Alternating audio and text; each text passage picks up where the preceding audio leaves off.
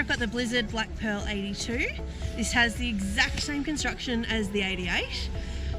However, a narrower waist, so an 82mm waist. So if you are spending 90% of your time on the piste, then this is the better choice for you.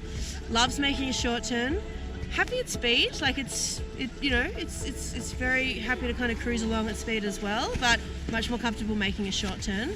I found it to be really agile and responsive, like it was very easy to initiate the turn, had good grip during the turn, enjoyed me applying some pressure during the turn and gave me that kind of pop out and into the next turn. So it's super lively, I found it to be so much fun. I actually didn't want to give this one back.